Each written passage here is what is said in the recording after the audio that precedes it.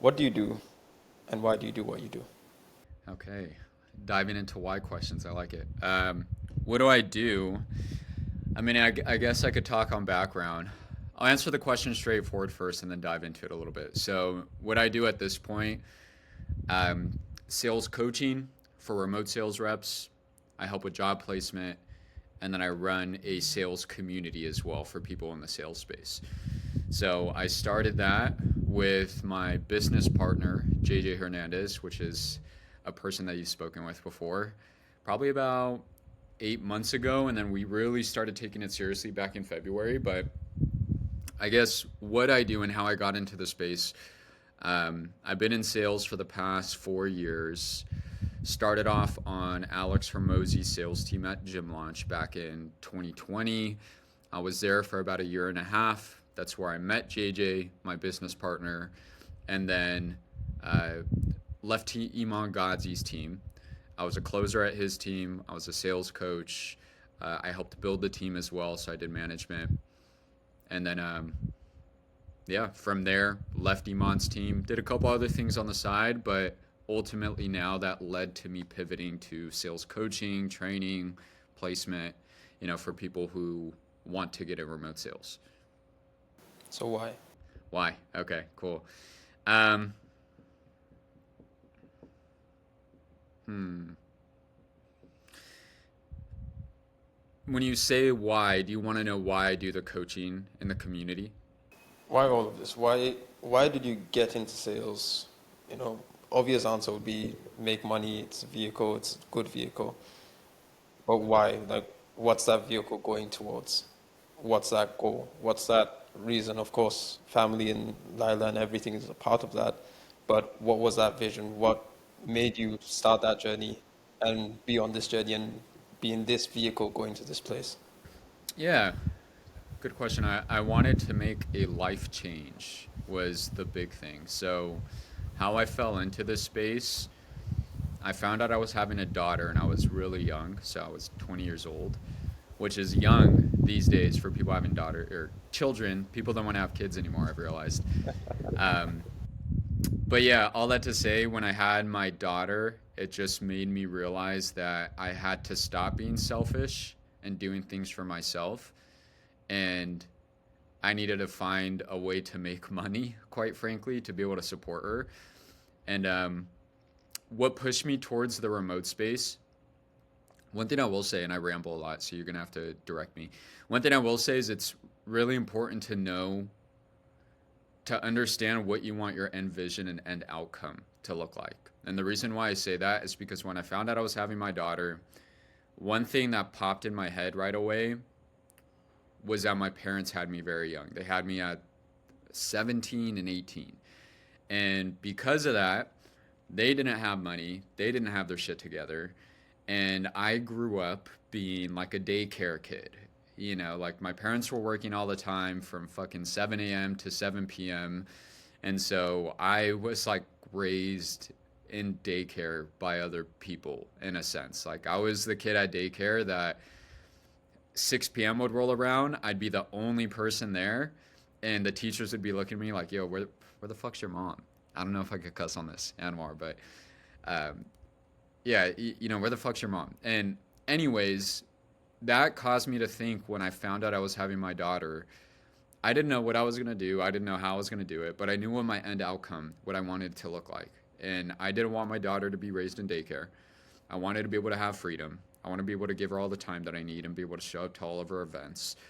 And so, because of that, I started, I guess, intrinsically, without knowing, trying things that would get me to that point.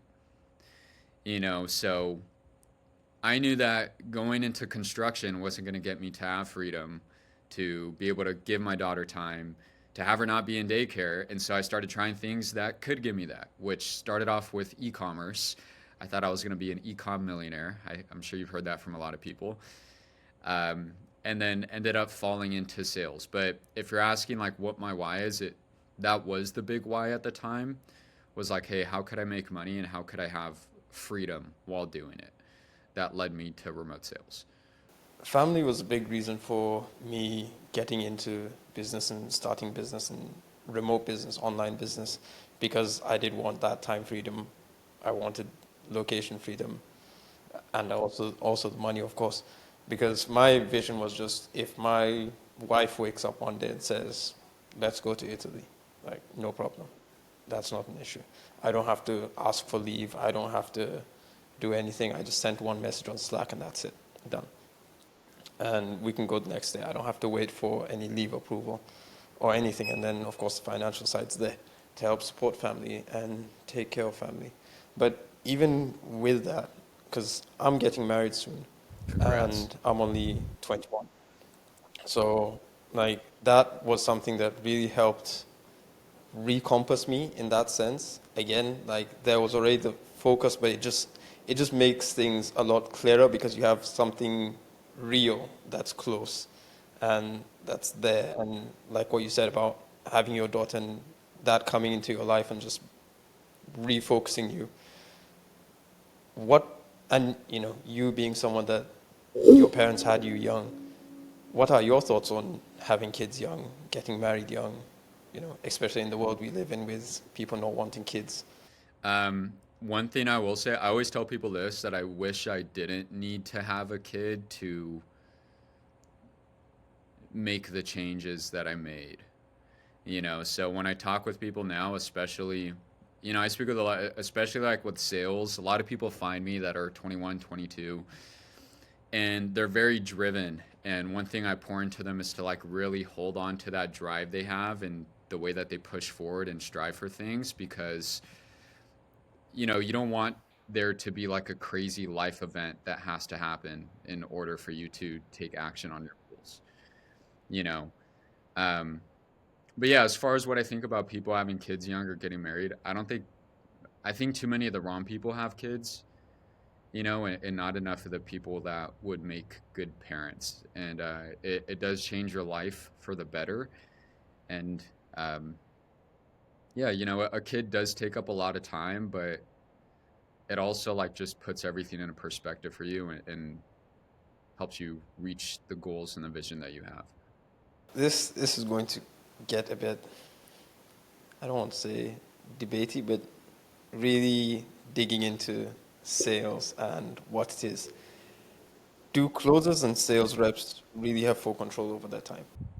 Oh fuck no, man. You have a certain degree of freedom that you don't have with like an in-person job. Like for example, I mean we were talking before this, right? But I'm on technically like a little vacation that I took my daughter on right now.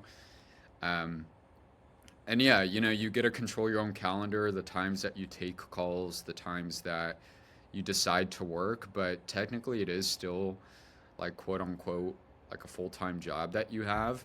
And in order for you to make money, you're giving hours of your time to speak with people on a daily basis, to close them on a call so that you could make commission.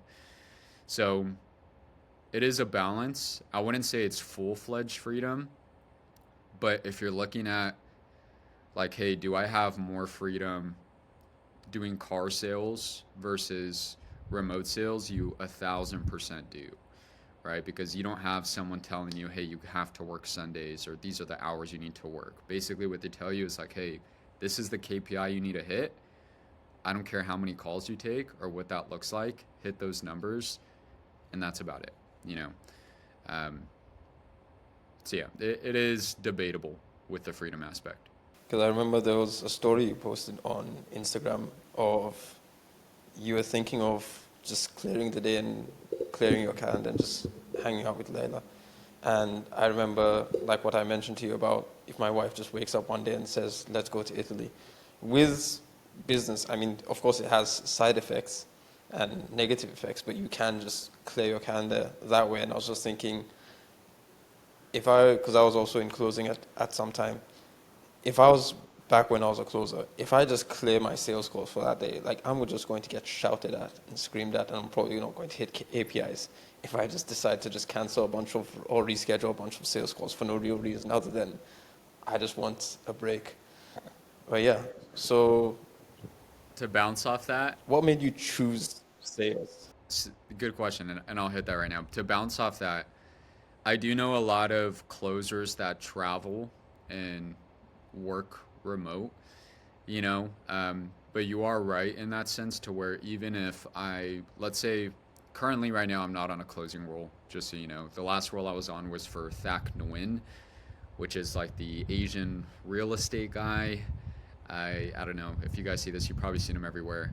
Um, but yeah, I mean, essentially, if I wanted to travel to Italy tomorrow, yes, I can. You know, I'd still, unless I'm putting in some type of time off, I'd still have to find a way to take calls while traveling. But the benefit is like, hey, if, you know, me and the wife or me and my daughter have something planned Thursday in Italy from 9 to noon, then I could structure my schedule to not have to worry about working at that time and do it later on in the day. What made you choose sales? Desperation, bro. Kinda. Just wanted to make money. So pretty much what happened, I was doing e-commerce for about 2.5 years, and I did relatively well with e-com, depending how you break it down. But I found Alex Hormozi on YouTube, and I was using his book, $100 million offers, to structure like my offer on e-commerce stores. And I was a big fan of his content. And it was 2020 Q4. I I had a couple e-commerce stores and I could break that down, but I was scaling one of my stores throughout that entire Q4. And because I used his book, I ended up doing really well that quarter. I think to break it down for the people listening, highest month that I had, I was doing like consecutive $20,000, $30,000 months in revenue. And pretty much what happened is I got to the end of Q4 and I looked at my profit margins and realized I barely made any money, because e-commerce sometimes is like that. I don't even think I broke 10% profit. And so it kind of pissed me off because I was doing like a lot of work to scale it to that point and thought I was making a lot more. And also should have kept track of my money better. Like money was just flowing in and out. I'd dump it into ads. The money would come back. I'd buy more product. And it was just like that cycle for, years.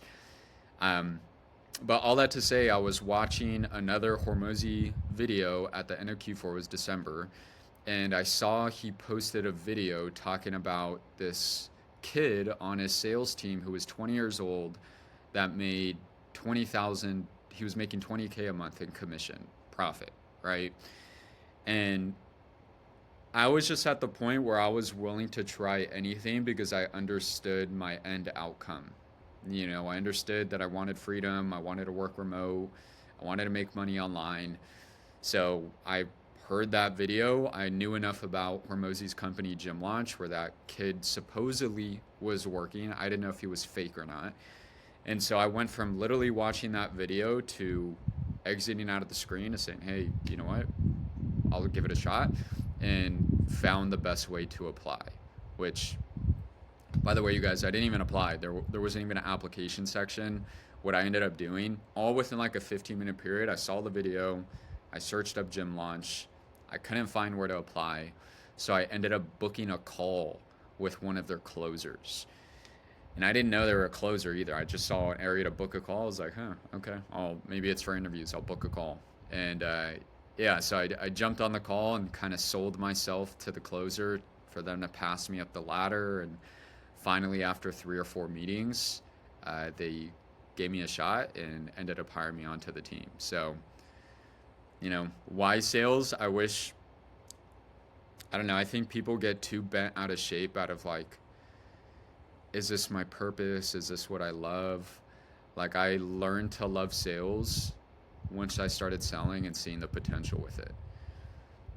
So the real why behind it was just like, hey, I needed to make money and I understood my end outcome and I felt like this could get me there. As I started doing it, I was like, hey, shit, I'm pretty good at this. And I actually enjoy it now that I'm like winning and making money with it. Like I just see it as like a compass of you don't need to know the exact point on the map, just know the direction. It's make money, freedom, time, and this looks like that way, this is that direction, just move that way. And over time, that compass will guide you and eventually you find what you don't even need to find it, honestly. Like there are people that die and they never find what that calling is, and I wouldn't say that that's an incomplete life or that's not a fulfilling life. You can still live a completely fulfilling, good life without necessarily finding any one pot of gold at the end of the rainbow. Sometimes there isn't even a pot of gold. It's just the journey itself, and it's just going out and having all those experiences on that road. A lot of people don't have that compass though, and I think that's where they're missing it. They don't understand where they want to get to, and so it's hard for them to understand what step one is. So I've heard this before too, and I agree. You never know what step two is until you take step one. But it's hard to know what step one is if you don't know like that end rainbow that you're trying to get to, understand the vision that you want to see. So if someone doesn't know what that end rainbow is, what would you tell them? I think everyone does. They just don't sit there and think about it enough. You know, it's just like for me, it was just understanding the life that I want to live in the future, right? Like, I think where a lot of people fuck up, even people going to college, and I'm not saying college is a good thing if you understand what you want to get from it. But I've spoken with so many people, especially on sales calls, where it's like they want financial freedom, they want time freedom, they want location freedom, they want to be making 100K a month, but they're going to school to be a mechanical engineer. And so it's like, and I have to ask them, like, hey, the path you're on right now, you just told me this is your end outcome. Will that ever get you there? It's like, no. And so it's like, okay, so what do we need to do in order to get you to that outcome? Well, I need to try something different. I need to commit towards sales or starting an agency or starting an online business. And it's like, well yeah, man, so how you get that compass, it's just being purposeful with really trying to think about where you want to go, and then from there you start understanding the first, second step that you need to take. Now you're in a stage where you're pivoting, and I mean, you already have pivoted towards being in business with your sales group and with your school community and with that business going on. Moving from being just a sales rep and closer towards, and sales manager, towards being that business owner and being that, is that just the next step? Like, what made that the next step? Where's that heading to? I think it's a little bit of natural progression. Like, I obviously had the business itch in me, which is why I started e-commerce.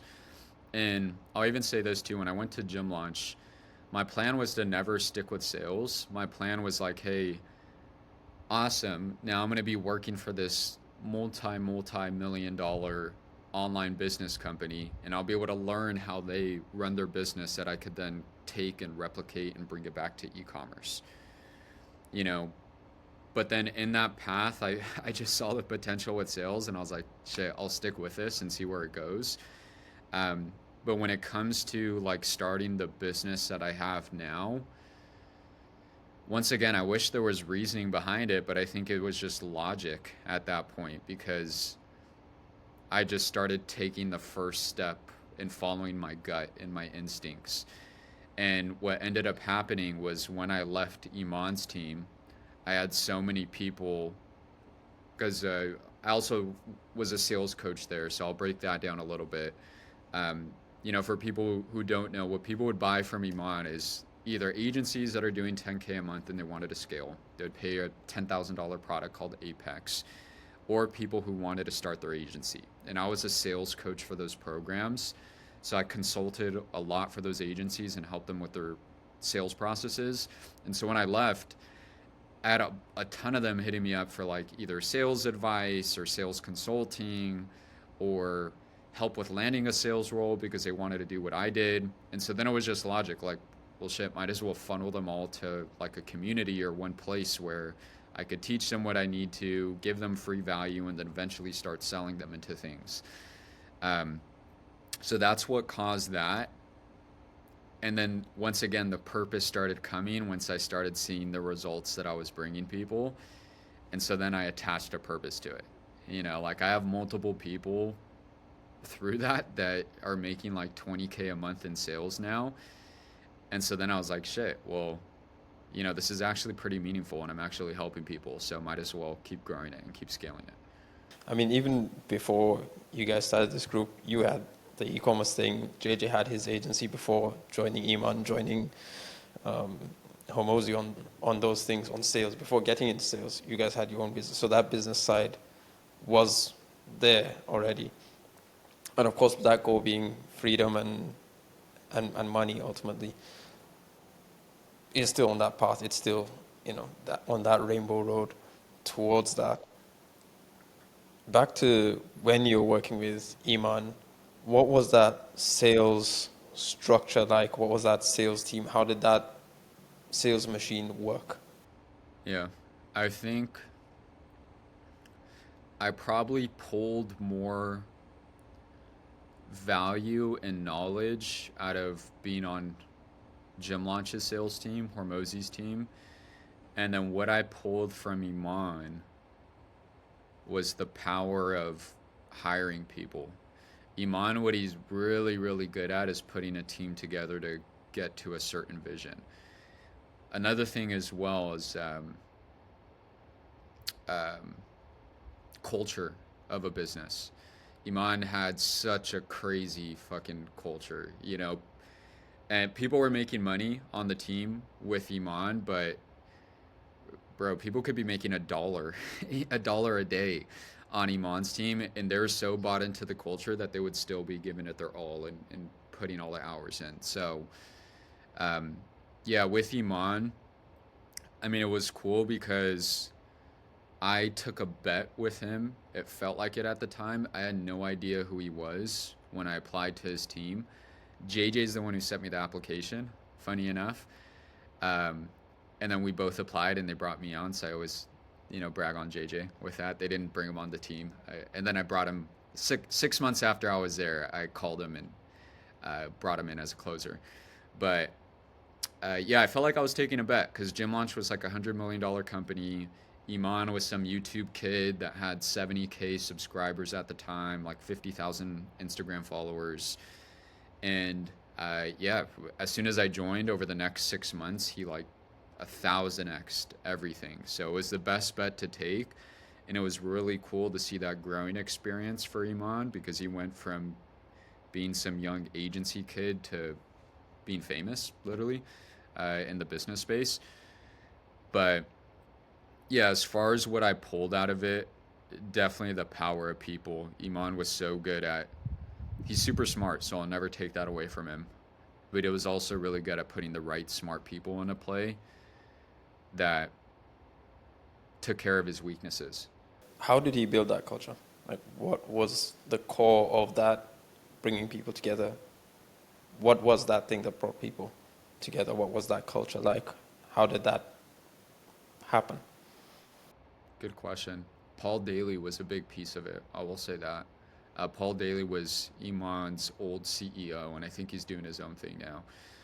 Um, but I think culture is also built. I don't know. I'm a big like believer on. It's hard to lead people unless you could lead yourself.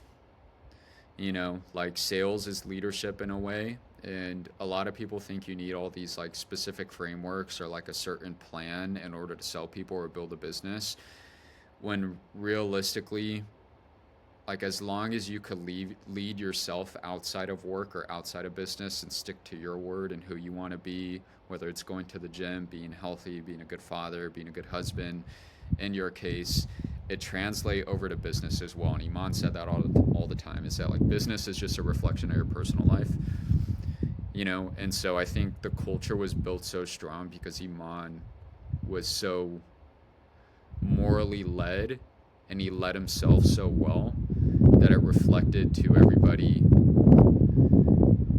respecting him, number one, but also trying to replicate how he was as a person. And Iman's really the type of guy to wake up, go fucking running for fucking 10 miles, hit the sauna, hit the cold plunge, go swimming, read a book, work for 12 hours. Like, that's really how he is as a person. And yeah, when people come onto the team, they just want to better themselves and better their lives and be like Iman. There's also a lot of small things they did at the company that we could touch on too, like better every day. We ran a marathon, shit like that, that really played into culture. Um, but yeah, I think the big thing is like companies that have shit culture just have shit leaders. Paul Daly and Iman were really, really good leaders. And it's all because they were really on point outside of work and they brought it to work. And then people just replicated them. What was better every day? Yeah, so Better Every Day was like, we had a Slack channel. So one thing they were big on was getting 1% better every single day. And so in the Better Every Day Slack channel, the whole purpose was for everybody in the company to share something that they did every single day that made them 1% better.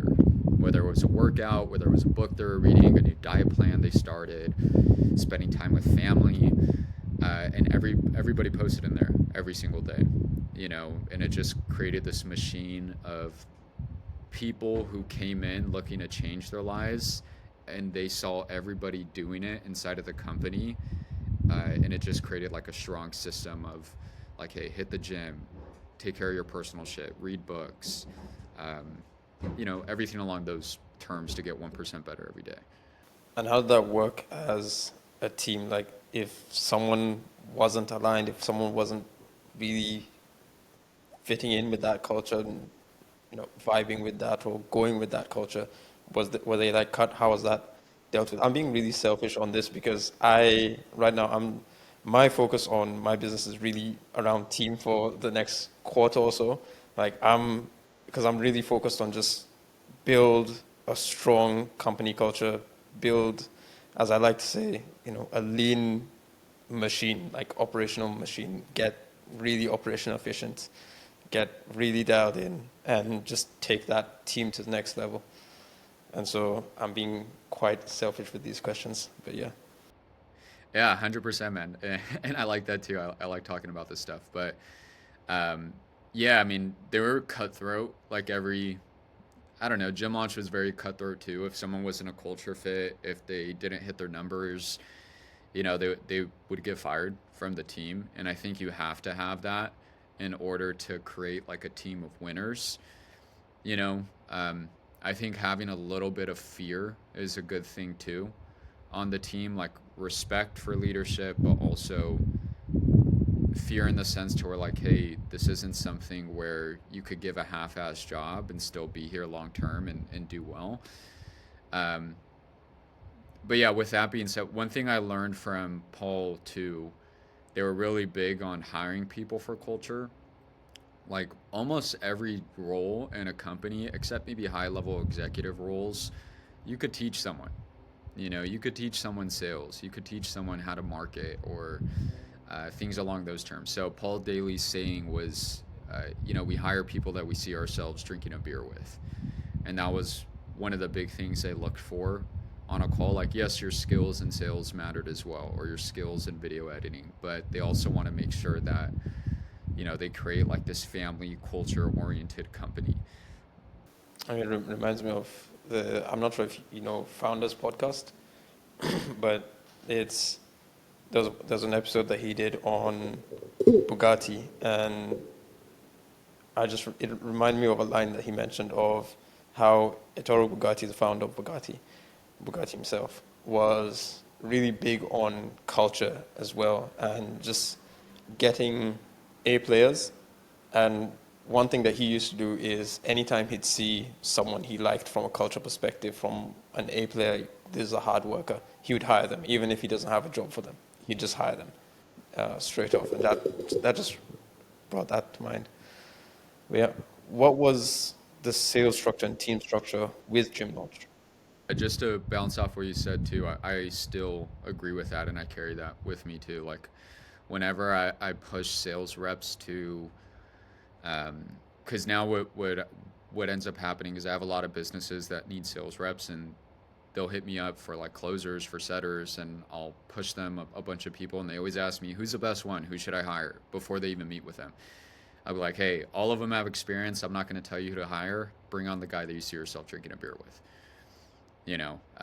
Because like you could teach sales, you could teach everything, but one thing you can't teach is being a culture fit, yes, but also like having that hard working mindset, willing to learn, willing to be coachable, and so forth. So yeah, I completely agree with that, and still carry it to this day. But Jim launches team structure. They were very much corporate by the time I started working for them. I pretty much came in like right when Hormozi exited and sold the company, and they sold it to a big VC firm out in San Francisco for like 60 mil. I think 60 million is what he exited for.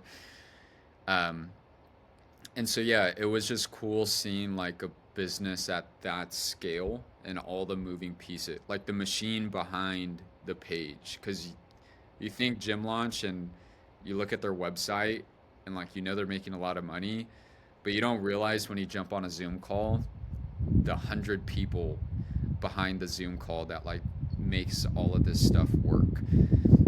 So that was something that was really cool that I learned from the sales team structure. You know, they had a lot of really seasoned guys. So a lot of people that have been in sales for a long time, super knowledgeable. People I still speak with are like honestly like mentored me, tell me get to the place where I am today. Um, but yeah, I do think keep it simple, stupid is really important. I think what was smart with Gym Launch was like the way that they brought leads in or the way they sold people, but the structure of the team was very similar to what you'd want on any sales team. So nothing super fancy. They had their setting or their cold calling team, their setting team, their closing team. Everyone met individually, once per day. Um, but yeah, with sales, it's like there's no reason to have some crazy structure, you know. But yeah, From a business perspective, again, I'm just being really selfish with these questions, but from a business perspective, when is a sales team needed? Does like when would I need to start setting up a sales team? When would I start doing that, setting up setters, getting closers, getting sales reps? good question by the way. I say this to a lot of people. I think it is important to outsource what you don't like. So that's the first thing. If you don't like sales, then like yes, let's outsource it right away. But what is more important than that is making sure you at least have a baseline understanding of how to sell people for your specific business and what a good sales rep looks like.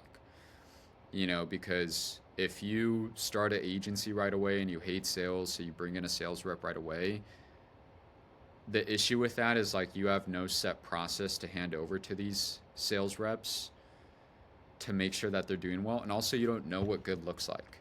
So a lot of people end up bringing in dog shit sales reps that they think are good because they don't like sales and they never tried it and made an attempt to learn it.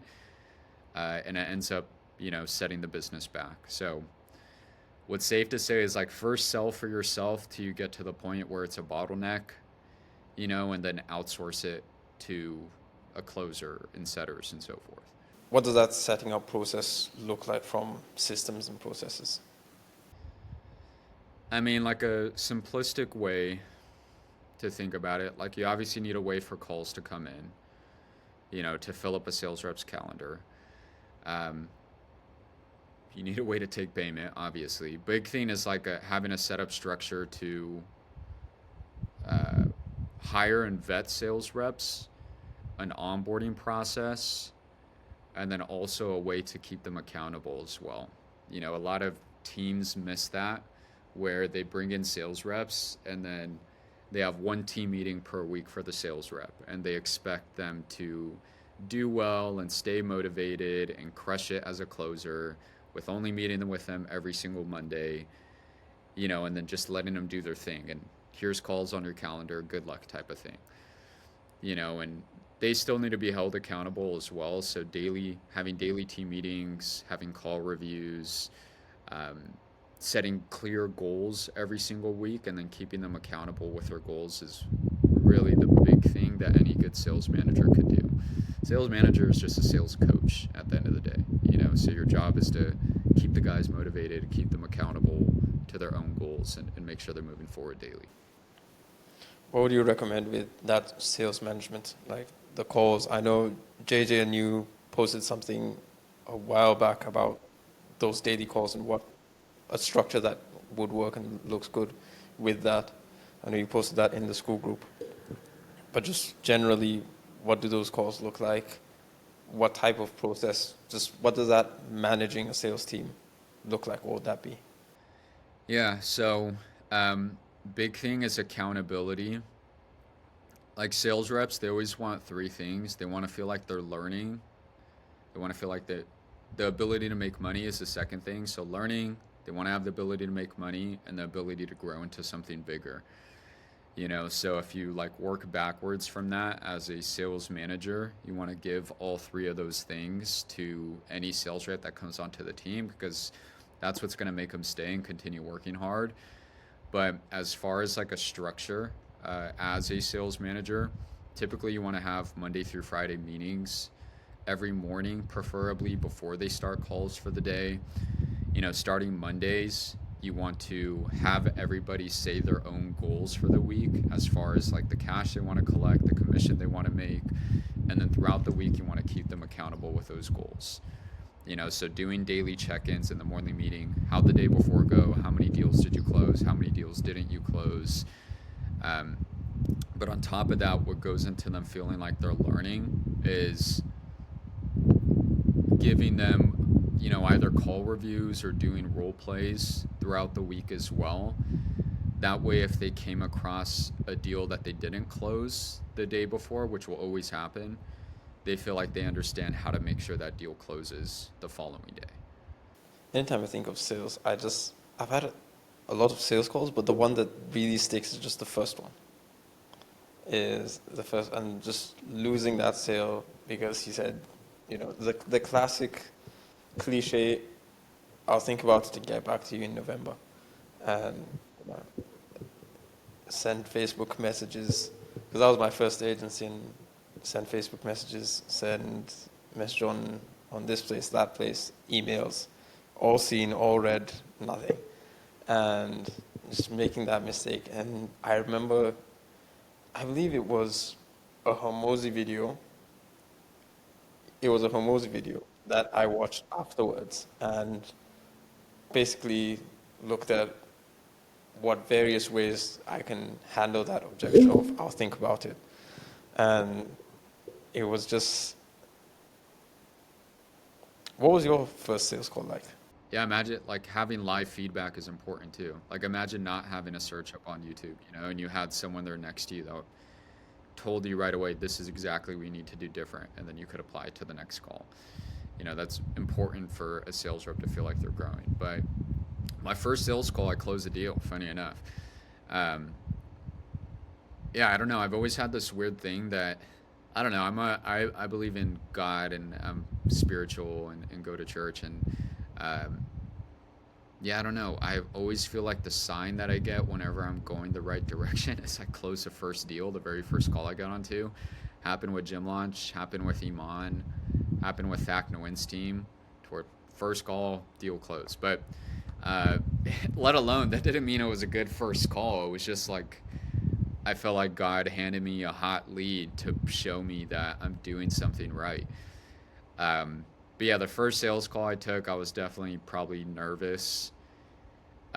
Even though one thing I know now is that the person on the other side of the call is always more nervous than you are. So there's no reason to be nervous. Like, you're in control, it's your call, it's your domain, you know what you're talking about. The other person on the end of the call is looking for help. So your job is to be able to give that help to them. But yeah, first sales call probably wasn't the best, and the guy just ended up handing me his credit card at the end of the call, which that's a testament to being on really good offers. I always say this to people, is that you could be a 10-year sales veteran and be on Joe Schmo's marketing agency, which is like some random fucking marketing agency that's barely making money, and you will make less money than a shit sales rep on a 10 out of 10 offer. You know, if you're a shit sales rep working for Iman, you will make more money, or if not the same, as a 10-year sales vet on, some random shit marketing agency. What makes a good sales offer? Good sales offer, good marketing, definitely a good, it doesn't always have to be some famous influencer that runs the offer, but you do want like a clear, you want to be very clear on who you're helping, what you're providing, and how you're going to help them, you know, um, which I know Jim Launch and Iman's team were both very, very good at. On top of that, you need a good nurturing process from the point of someone inquiring to work with a company to them showing up on a call. So, good testimonials, pre call prep videos, um, email marketing that's being sent to them that they could see before they get on the call. And reason being is that pre sales them before the closer ever gets on the call. If you have all those things, like the closer's just kind of collecting payments. They're selling something that people already want. That's something that JJ was even mentioning, especially about Iman's offer, was that a lot of the leads that did come in were, like you said, hot leads that Yeah. were pretty much just ready to buy. And he mentioned a lot of what led up to that is, of course, Iman's brand, but just a lot of those pre-call processes and pre-call lead nurturing that happened and that went on. And even a friend of mine, David, who has been on the show before, he mentioned how he has a similar agency coaching business offer similar to Iman's that he runs, and he'd mentioned how when he has all his lead nurturing things and all of those going on, his calls, once people come on the call, he just asks them directly, what questions do you have? Like, because if you're on the call and you've seen all this information, you must have a question, you must have an objection, you must have something you're not sure about. So what is that thing? And that's where it really hit, that really changed a lot of my perspective on sales, because I wasn't very focused on the 0 to 1, the before they get on the call stage of that sales cycle, and I didn't understand how important that part was. So how big of a role does that play, and what things can be done or should be done to make that work well? Yeah, I agree with that too, man. Like sales, it shouldn't be difficult. If you find yourself like fighting an uphill battle to get someone to, whether it's a business you have or if you're on a sales offer, if you're fighting an uphill battle for people to buy, that's definitely not ideal. And there is a lot of things that you could set up in order to pretty much make a lead a lot hotter before getting on a call with you. And of course, it starts at like the top of the funnel, so the marketing that you're doing that are getting people to inquire. But um, big things that you want as well is like really strong testimonials. So testimonials are proof of what you've done for other people in the same boat as the lead that you'll be speaking with. Strong email marketing campaigns. That way, as soon as someone books a call, they start receiving 2 or 3 emails of testimonials of, the offer owner telling their story that they could watch before the call. But I think the biggest thing that a lot of people don't have that I've realized, and it's starting to get more common in the space now, are really strong pre-call prep videos. And like a pre-call prep video is really just supposed to break down, you know, what's included in the offer, different testimonials of proof getting to end result or end goal, but it's also supposed to pre-handle any objections before someone gets on a call, right? So, for example, like for something like starting an agency, an objection someone may have is like, hey, I don't have enough time to sit here and start an agency because I work. And so what you say in the pre-call prep video is like, look at Anwar. He was working at a job where he was working full time. He wasn't able to commit to an agency, full time hours, and he was still able to make $10,000 a month within his first 3 months. So it squashes those objections in a broad sense. That way people come to the call with just a couple questions and maybe just looking for someone to pour confidence into them before they commit and pull the trigger. So that's like just a VSL, basically, a second VSL. Yeah, VSL, essentially. And it's just like laying out expectations for the call and, giving a breakdown of the offer. I'm a very selfish question asker. Well, questions you have probably would help other people too in the same boat. This is a question that JJ asked me to pass on to you because I asked it to him and he said, you can give a better answer for this. World-class sales, what's the mission? Oh, yeah, good question. To change lives at a mass scale. That's always been my mission with everything, you know. Um, so, yeah, I'd say that's the blanket statement mission is to change lives at a mass scale. Whether it's people who want to make a life change and get into a vehicle where they could make a lot of money in a short period of time, or even sales reps who are looking to increase their commissions with the current role they have or land a better role.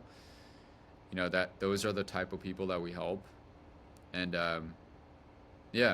change lives at a mass scale is my mission and the mission of world-class sales as well. And the whole mission behind sales, the way I look at it is like Ambro actually told me this, Closing King on Instagram. I used to work for his company for a bit. But sales, the meaning for it behind me is just to make as much money as humanly possible in a short period of time that you could then take and then reinvest back into yourself to get out of sales.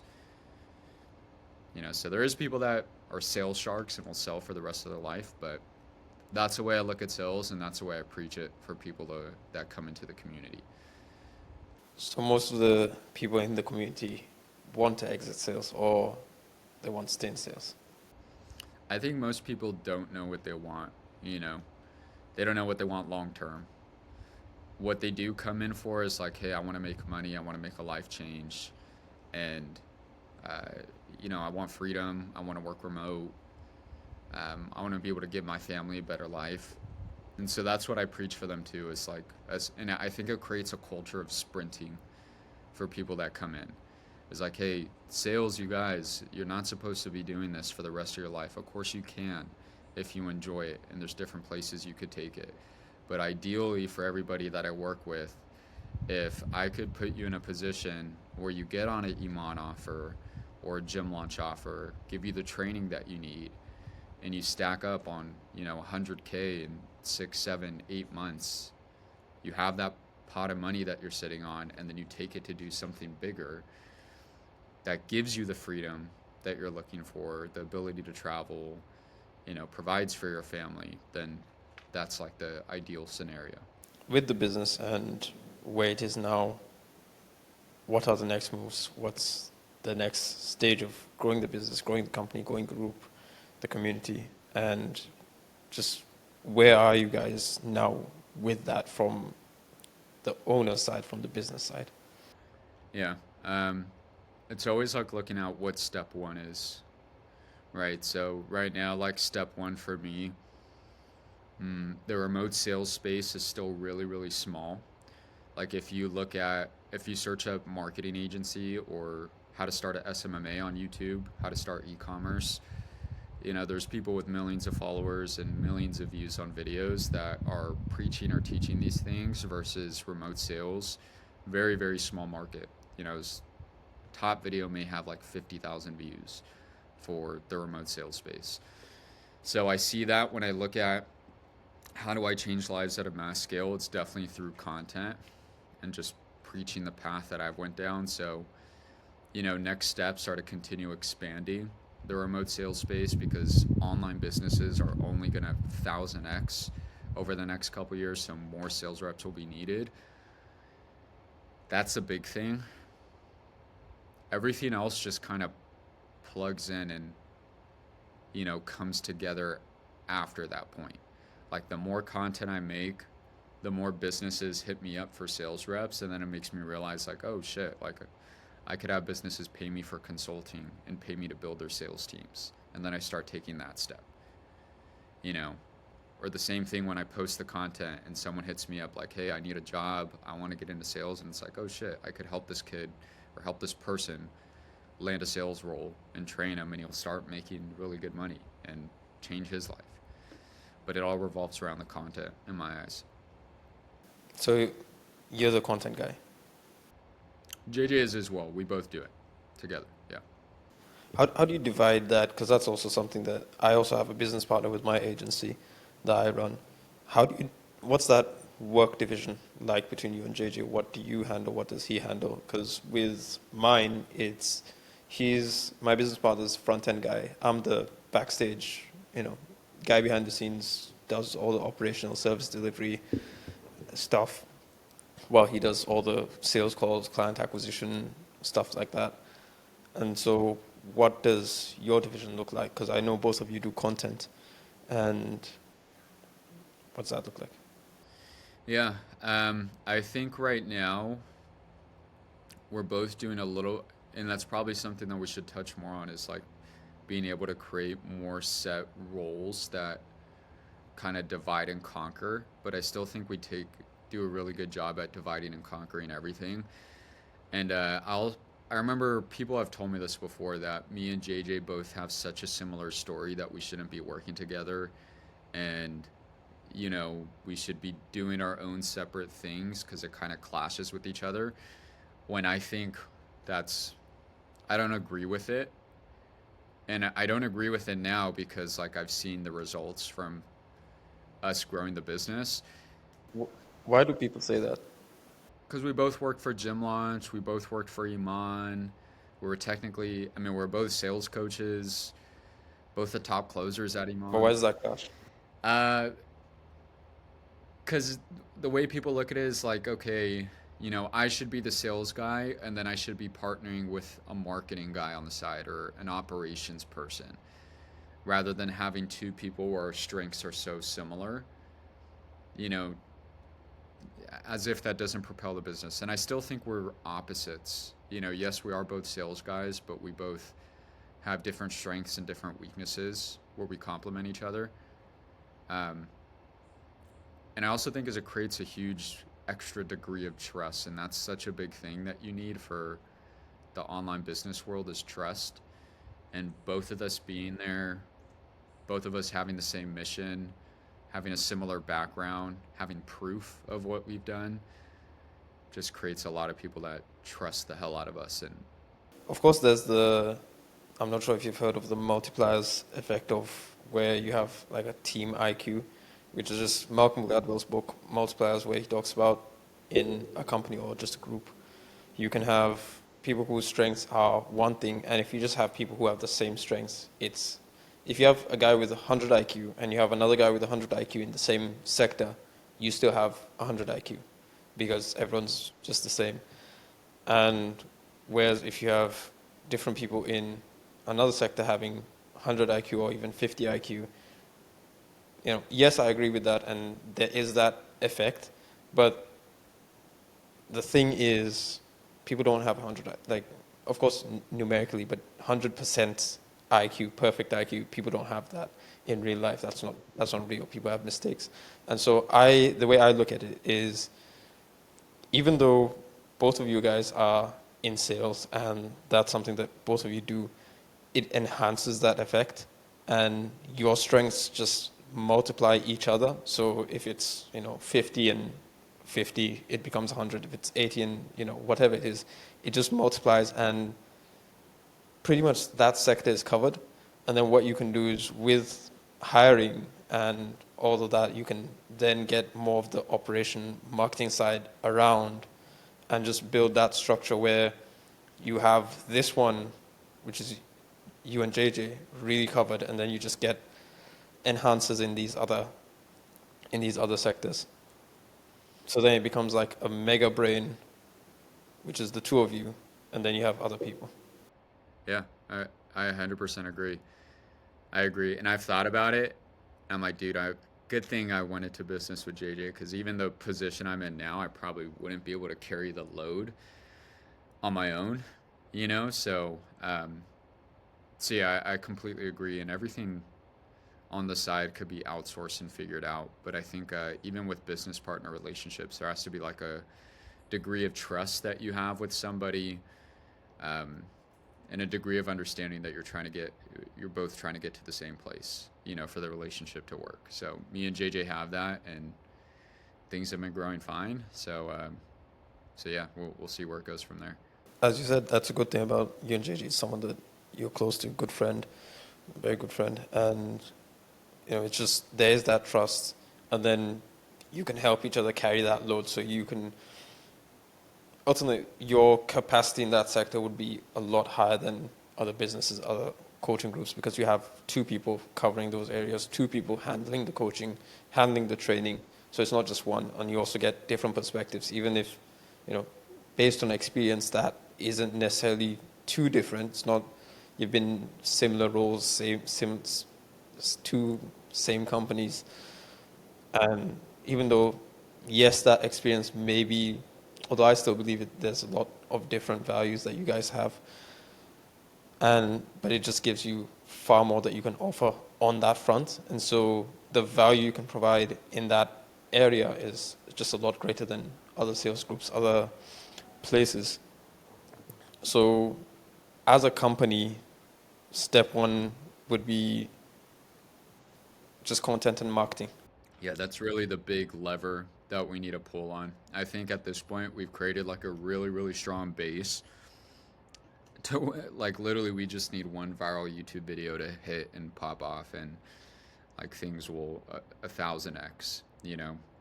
So that's really the big thing. Obviously, I've been connecting. Like I handle a lot of the B2B side. I will say that between me and JJ. So I'll deal a lot with the businesses that need sales reps. JJ will deal a lot more directly with the people looking for coaching or sales placement. So we do split our things up in that regard. But um, but yeah, next step is just to keep pressing with content. That's kind of the name of the game right now. What's next for you? Me and JJ have like some ideas, and like the community that we have isn't the end all be all we see. Like we're trying to use this as like a cash flow system to stack more cash and build something bigger. Um, but I think ultimately we just want to be like the go-to sales organization for sales training, but also to build and scale sales teams. So that's kind of the back end of how things will probably shift in the future. Would be us working directly with businesses and playing a huge hand in building out their team and running and training their team rather than just passing sales reps over to them. Because I do think that role of, being there, doing that B2B, again, there's a lot more money in B2B, but just doing that B2B of being like a sales management company in that sense of coming into a company, placing that sales team there, managing that sales team, setting up all those systems, setting up all those processes, and just operating and running that and keeping that there for them. There's a lot more fulfillment work and a lot more operational work required with something like that. But I think that would be, at least I've not seen anything like that at, a lower, more agency-ish level, less than a corp. I've seen it at corporate levels, but at just online business, remote guy behind laptop level, I've not really seen that, of just taking that sales, setting up that sales team, or just taking that sales team to the next level. So I think that's something that will really work and can really work, because if you ask me, you know, we're not making 40K per month anymore, but when we were at the 40K per month stage, when we were doing that, if you were to ask me if you, I could just get a sales team set up, managed and handled completely, and